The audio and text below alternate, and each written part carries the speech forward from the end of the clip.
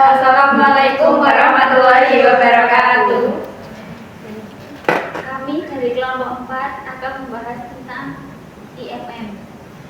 Sebelumnya boleh kami izin untuk mewawancara ya Mbak. Sebelumnya apakah boleh perkenalan terlebih dahulu dan posisinya sebagai apa di IMM? Perkenalkan, saya Ramdan Mahdia, biasa dipanggil Mahdi. Saya di IMM Magelang sebagai sekretaris umum. Mungkin kita izin wawancara sekarang ya Mbak, mulai masuk ke pertanyaannya.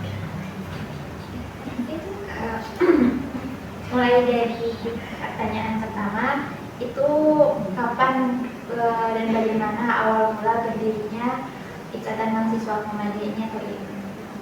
IMM ini berdiri pada tanggal 16 Maret 1964. Faktor berdirinya itu ada faktor internal dan juga eksternal. Faktor internalnya sendiri karena memang di Muhammadiyah belum ada wadah atau organisasi yang mewadai mahasiswa. Dulunya hanya di Pemuda Muhammadiyah. Nah, di Pemuda Muhammadiyah itu ada yang membidangi terkait mahasiswa, namun dirasa perlu punya organisasi sendiri, jadi berdiri kayak gitu. Terus pendirinya ini ada Jasman Al-Hindi. Untuk faktor eksternalnya memang pada tahun itu kan zaman-zaman PKI, jadi dirasa perlu mahasiswa ini perlu pergerakan, perlu Yang kedua, apa yang membedakan IMM dengan organisasi kemahasiswaan lain seperti HNI, PRII, atau GMI? IMM itu yang membedakan ada ideologinya. IMM ini bergerak di 3 bidang, jadi nggak cuma di bidang kemahasiswaan aja. IMM juga bergerak di bidang keagamaan, di bidang kemasyarakatan juga. Jadi di IMM itu ada yang namanya trilogi atau itu arah geraknya IMM kayak gitu. Bergerak di yang pertama di keagamaan, terus yang kedua kemahasiswaan, dan yang terakhir kemasyarakatan.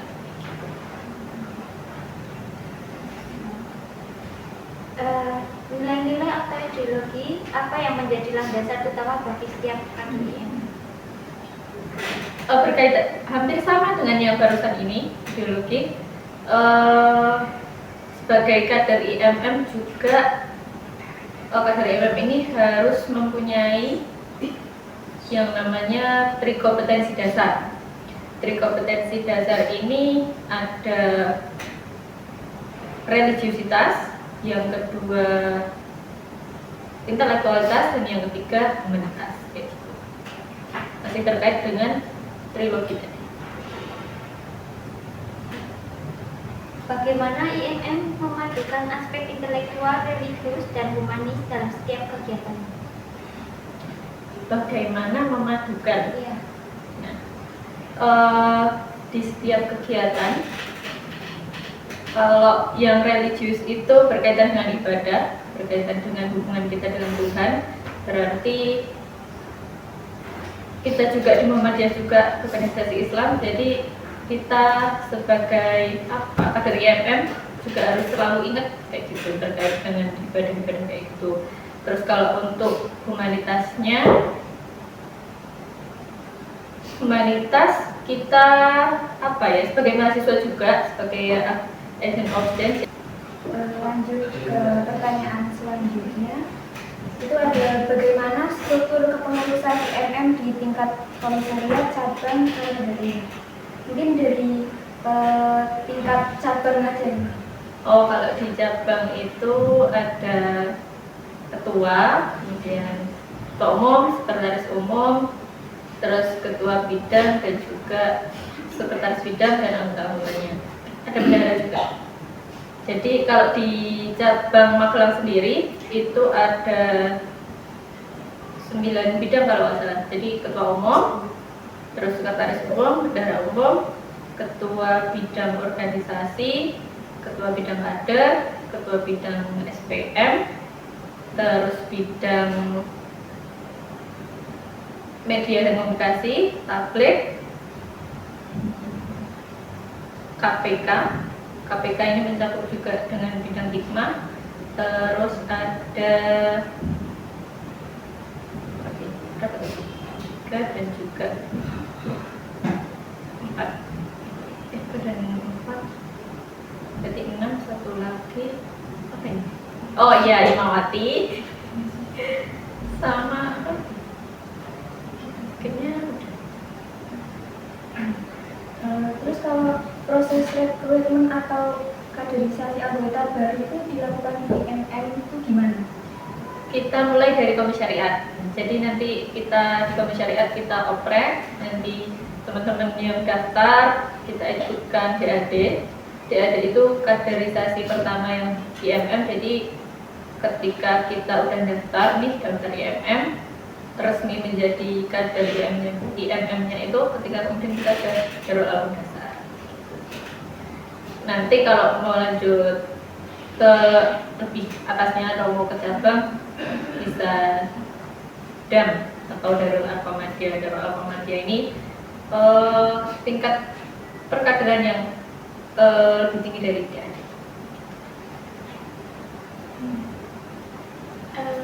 Lanjut ke pertanyaan selanjutnya. Kan di cabang Magelang, cabang Magelang itu kan pasti banyak proker yang Ya. Nah itu apa aja proker unggulan yang dimiliki di IMM cabang Magelang? Proker unggulannya kalau di periode yang sekarang karena memang di cabang Magelang ini cuma 1 tahun ya kepengurusannya. Jadi kalau di periode besok ini program unggulan kami ada di PID dan juga nanti serangkaian milad. Jadi kan milad IMM itu ada di bulan Maret. Nah nanti insya Allah kami mau buat rangkaian kegiatan di rentang waktu dari mungkin Februari sampai dengan Maret puncak milad itu. Kalau PID ini pelatihan instruktur dasar yang insya Allah kami laksanakan bulan Desember besok. Lalu dari sekian banyaknya proker yang ada itu apa ada proker untuk mengembangkan dari potensi intelektual dan kepemimpinan mahasiswa? Ada. PID ini juga salah satu yang apa itu namanya intelektual dan juga kepemimpinannya. Di PID ini itu nanti kita berlatih untuk gimana caranya kita mengelola suatu perkaderan kayak gitu. Terus di DAD-nya komisariat juga itu kita berlatih juga terkait kepemimpinan dan juga intelektual. Nanti biasanya kalau yang intelektual itu kita kemarin ada sekolah kepemimpinan. Oh, tapi itu dilakukan di komisariat. Kalau intelektual yang khusus untuk dengan tema intelektual ada namanya Among Ilmu. Namun kayaknya di periode kita ini periode 1 tahun ke depan sepertinya belum ada lagi di permanent. Apakah IMM ini memiliki proker terkhusus yang bertujuan untuk kayak pengabdian masyarakat? Oh, di masyarakat ada insya Allah. Biasanya kami laksanakan di Idul Adha. Biasanya kita nanti di situ ada di ketika momen Idul Adha itu kita datang ke satu desa. Kemarin terakhir di daerah Kaliangre. Nanti di situ kita kurban. Terus di situ kita juga adakan kegiatan-kegiatan, ada bazar ini, bazar baju murah kayak gitu, donasi dijual murah. Terus ada sembako murah dan juga ada TPA dan mungkin kegiatan dengan anak-anak. Pertanyaan selanjutnya, itu kegiatan apa yang berhasil dilaksanakan dalam periode kepengurusan saat ini? Untuk periode sekarang, karena kita baru pelantikan di bulan Agustus kemarin, Agustus, September, Oktober, November. Nah, baru 3 bulan ya? Belum ada. Baru 2 bulan, kita baru berjalan 2 bulan. Proker yang sudah terlaksana itu ini pelantikan komisariat. dan juga pelantikan cabang. Terus sama ini DAD kemarin yang dilaksanakan teman-teman Komisi Syariat, nah itu juga salah satu agenda ya, itu agenda Komisi Syariat, tapi cabang juga ikut andil di situ karena yang kemudian menjadi instruktur di DAD itu dari teman-teman cabang, terkhusus dari teman-teman Korps Instruktur. Nah, Korps Instruktur ini ada di bawah pimpinan cabang. Lanjut ke pertanyaan selanjutnya. Kegiatan apa yang paling berkesan atau berdampak besar bagi kader IMM? Besar ya. Kalau di 2 bulan ini belum ya, tapi kalau